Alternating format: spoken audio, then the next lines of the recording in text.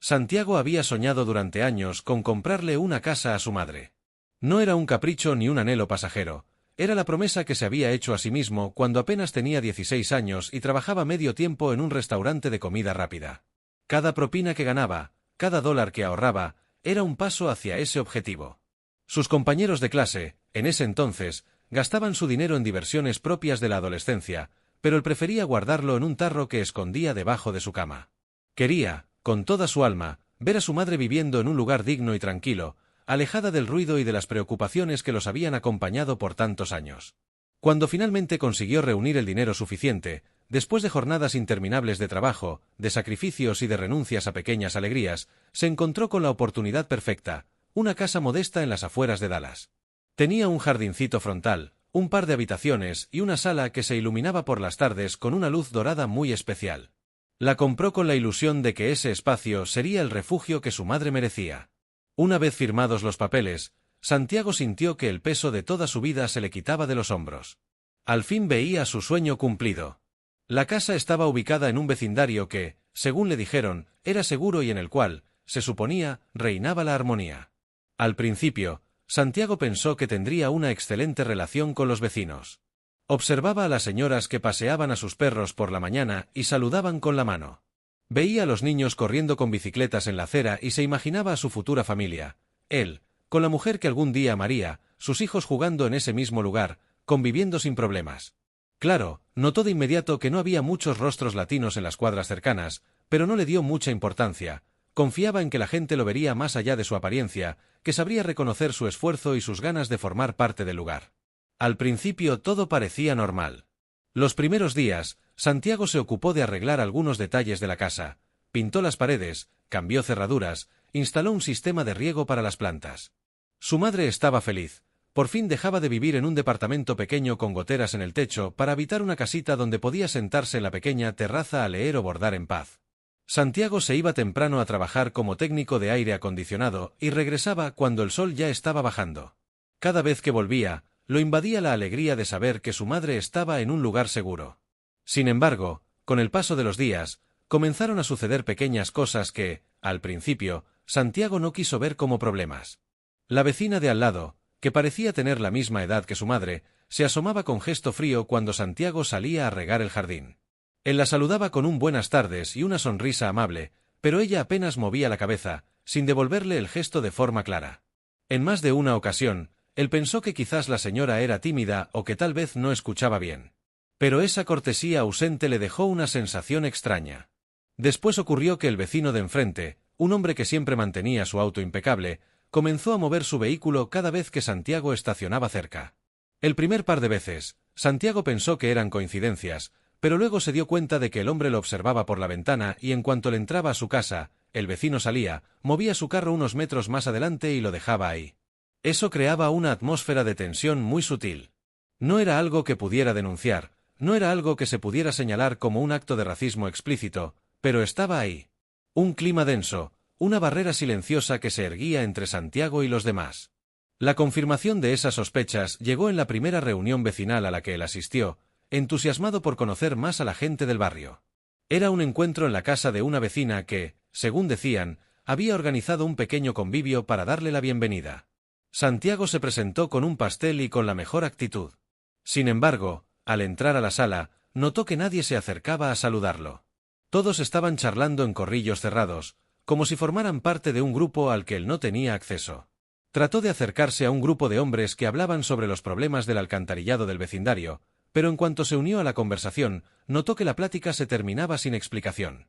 Con las mujeres le pasó algo similar. Se miraban entre ellas y sonreían de forma tensa cuando él intentaba participar en sus temas. Pasó casi toda la reunión sentado solo en un sillón, sosteniendo su plato de pastel que nadie quiso probar. Aquello fue desconcertante. Pero Santiago no era de quejarse. Llevaba años acostumbrado a luchar contra adversidades mayores, papeleos migratorios en su adolescencia, trabajos extenuantes de más de 12 horas, largas temporadas sin poder descansar ni los fines de semana. Había pasado por tantas cosas que estas actitudes, en comparación, parecían poca cosa. Sin embargo, algo dentro de él le decía que no debía ignorar esas señales. Aún así, eligió enfocarse en su labor, en su familia y, por supuesto, en su madre, quien estaba encantada con su nueva habitación y con la posibilidad de salir al porche a leer una novela cada tarde. Pasaron unas semanas y Santiago comenzó a notar que muchas veces, cuando salía a trotar o a dar una vuelta por la cuadra, algunas personas del vecindario lo miraban de reojo.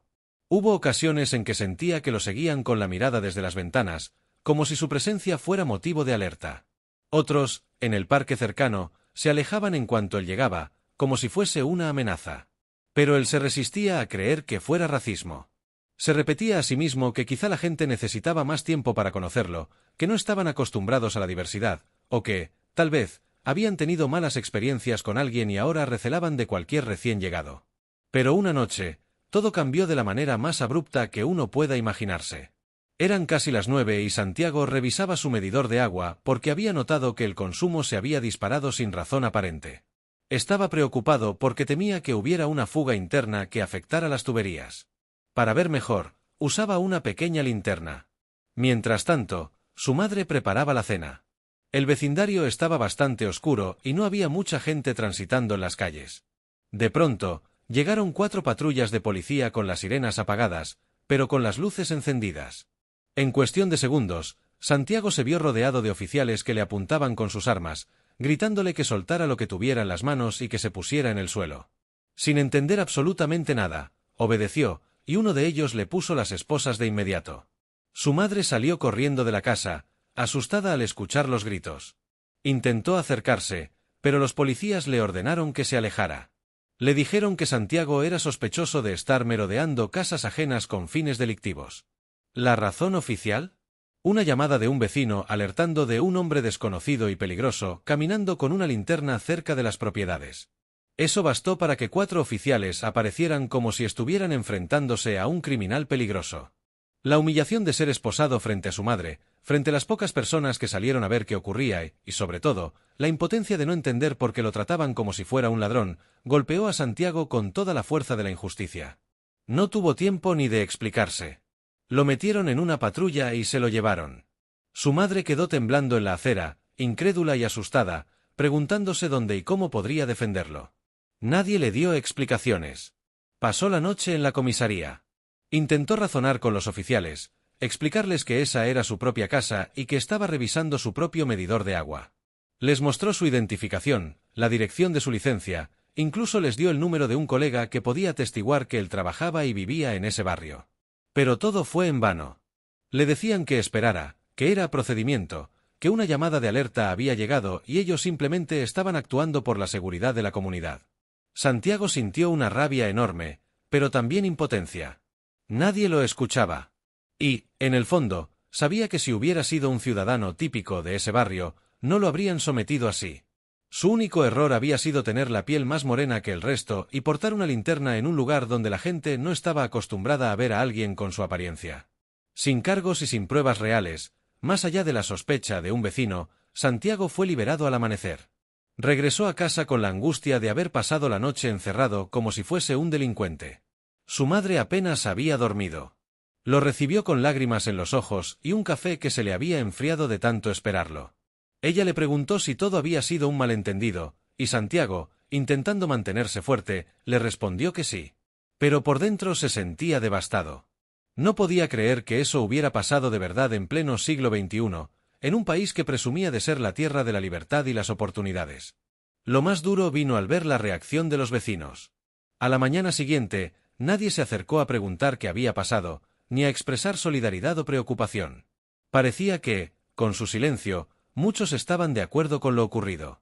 O tal vez, simplemente, preferían no meterse. Santiago sintió como el rechazo se hacía más evidente. Era como si lo miraran con lástima, o quizá con la sospecha de que algo debía haber hecho para que lo arrestaran. Con el corazón hecho pedazos, Santiago se planteó seriamente mudarse.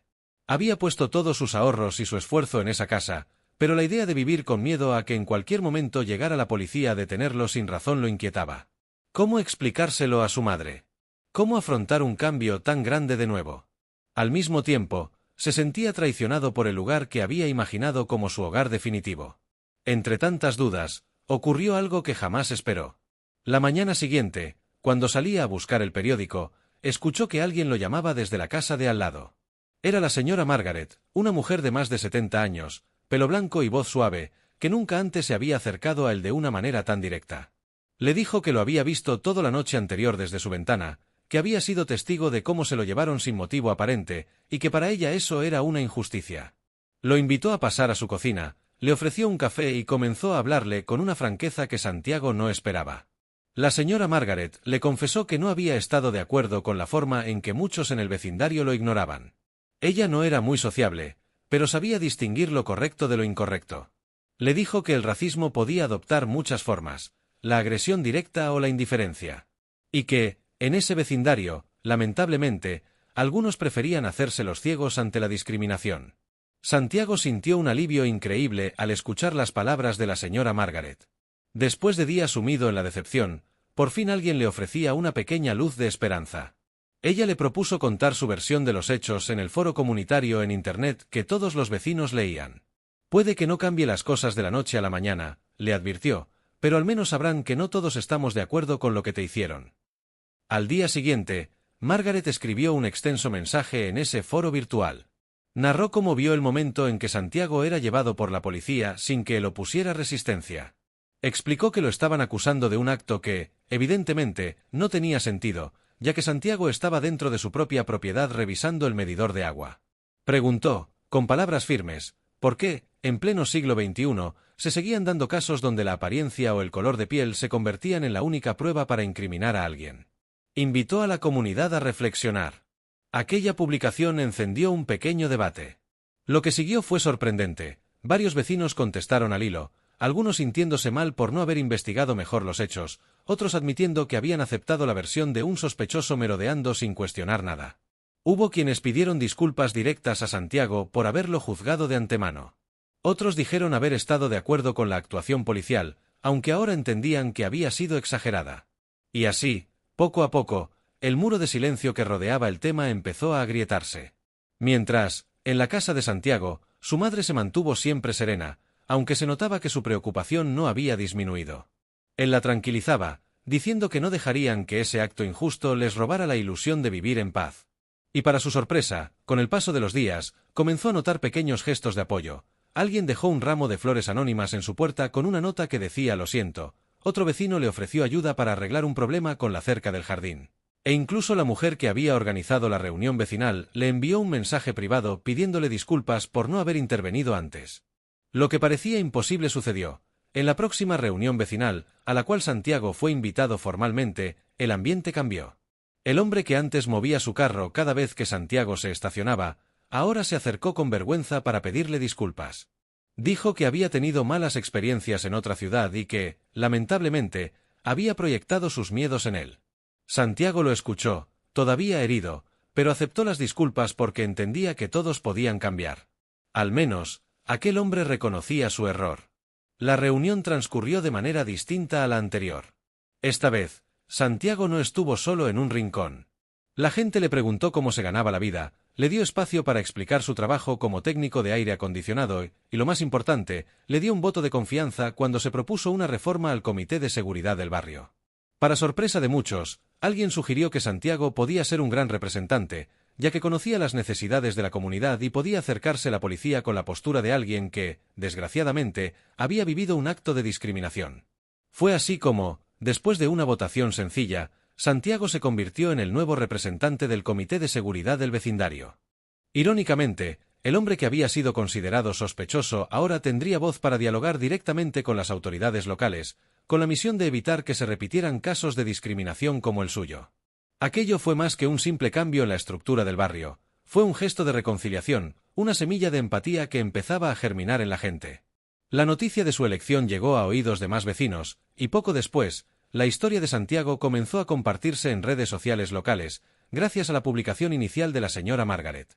Incluso, en alguna televisión local, mencionaron el caso brevemente, señalando la importancia de denunciar el racismo silencioso que, tantas veces, queda impune por falta de testigos que se atrevan a hablar.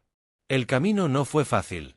Hubo quienes siguieron recelando de Santiago e, incluso, lo acusaron de victimizarse.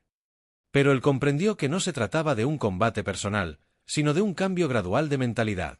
Con cada reunión del comité, cada conversación con un vecino escéptico, con cada acto de solidaridad, se fue construyendo un nuevo ambiente. Uno en el que él ya no era el latino sospechoso, sino el hombre que defendía la seguridad de todos sin distinciones. El racismo existe, y lo sabemos muy bien. No siempre se presenta con insultos directos o ataques físicos.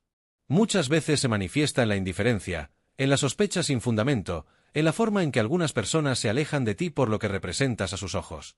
Pero, al mismo tiempo, existe la empatía. Hay personas que se atreven a dar un paso al frente, a decir, esto está mal. La señora Margaret lo hizo. Y gracias a ella, se inició una cadena de cambios que, en ese pequeño vecindario, dejó una huella profunda. Ahora, pensemos en lo que esta historia significa.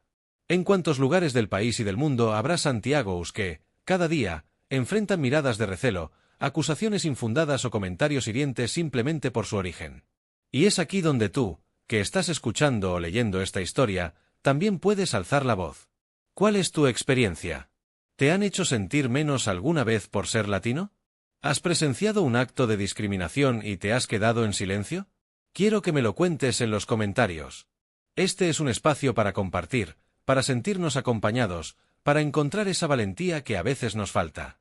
Si esta historia te tocó el corazón, te invito a que la compartas. Hay muchas personas allá afuera que necesitan saber que no están solas, que lo que viven tiene nombre y puede superarse. Cada vez que alguien conoce una historia como la de Santiago, se siembra una semilla de conciencia. Y esa conciencia, con el tiempo, puede germinar en acciones concretas que transformen nuestro entorno. También te invito a dejar tu like y a suscribirte a este canal si aún no lo has hecho. Cada suscripción nos ayuda a llegar a más gente y a seguir contando historias que merecen ser escuchadas. Aquí no solo hablamos de los problemas, también buscamos mostrar que, incluso en la adversidad, siempre hay un rayo de esperanza. La historia de Santiago lo demuestra. De ser arrestado sin razón pasó a convertirse en la voz de la seguridad de su comunidad. ¿Y tú qué piensas?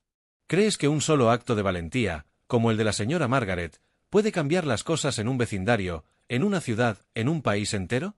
¿Crees que el silencio es el peor enemigo cuando hablamos de racismo y discriminación? Me encantaría leer tus opiniones. Comparte tu perspectiva. Deja tu comentario. Quizás te sorprenda la cantidad de personas que comparten tus ideas, o incluso, que tienen historias parecidas a la tuya. A veces, para vencer la indiferencia, basta con que alguien dé el primer paso. Alguien que se niegue a aceptar la injusticia como parte de la vida cotidiana. Puede ser un joven, un adulto, una persona mayor, no importa la edad ni el trasfondo. Lo que importa es la voluntad de decir, ya basta. Eso fue lo que hizo la señora Margaret. Y gracias a ella, el barrio entero se vio obligado a confrontar sus prejuicios. La historia de Santiago y su madre nos recuerda que no es sencillo enfrentar el racismo silencioso, ese que se esconde en gestos, miradas y comentarios sutiles. Y aunque sea difícil, es posible superarlo cuando la verdad se hace más fuerte que las suposiciones. Lo que inició con humillación y tristeza terminó convirtiéndose en un motivo de cambio y de orgullo para él. Ahora no solo vive en ese lugar con la frente en alto, sino que también ayuda a que otros no pasen por lo mismo. Y sí, ser latino en un país lleno de estereotipos puede tener un precio muy alto. Pero también significa que hay historias de resistencia, de superación y de hermandad que nos unen. Cada familia, cada persona, es un testimonio vivo de que, a pesar de las barreras, seguimos adelante, seguimos construyendo, seguimos luchando. Por eso este canal existe, para contar esas historias que a veces pasan desapercibidas en los medios tradicionales. Historias que no siempre salen en grandes titulares, pero que suceden en los barrios, en las escuelas, en las oficinas. Historias que merecen ser compartidas porque reflejan la realidad de tantos latinos y de tantas minorías que día a día alzan la voz. Si tú también crees que ser latino no debería ser un motivo de discriminación, únete a nuestra comunidad. Dale a suscribirte y, sobre todo, comenta. Comparte tu experiencia. Dinos qué piensas de esta historia. Y si conoces a alguien que necesite escuchar un mensaje de esperanza, no dudes en pasarle este vídeo o este relato. En este punto, me gustaría dejarte una última reflexión. El cambio verdadero no llega de un día para otro, pero cada pequeño paso cuenta. Hoy puede ser un vecino que se disculpa, mañana puede ser una nueva ley que proteja los derechos de los migrantes, pasado mañana puede ser una generación completa que crece sin prejuicios. Y todo empieza con historias como la de Santiago, que nos conmueven y nos impulsan a hablar cuando vemos una injusticia.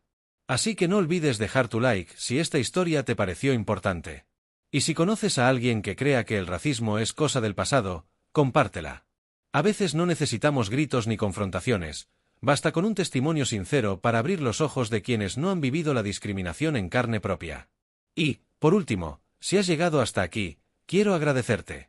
Significa que te has tomado el tiempo de escuchar un relato que, aunque ficticio, representa la realidad de muchos. Significa que te importa. Y esa preocupación es el primer paso para hacer del mundo un lugar más justo. Sigamos adelante con esperanza, porque aunque a veces ser latino tenga un precio, también nos da una fuerza y un orgullo que nadie nos puede quitar. Comparte este mensaje. Comenta. Suscríbete. Y recuerda, siempre hay una señora Margaret dispuesta a ayudar y un Santiago que lucha por salir adelante. Tú puedes ser uno de ellos. Gracias por estar aquí y formar parte de esta comunidad que busca transformar la indiferencia en solidaridad, un relato a la vez.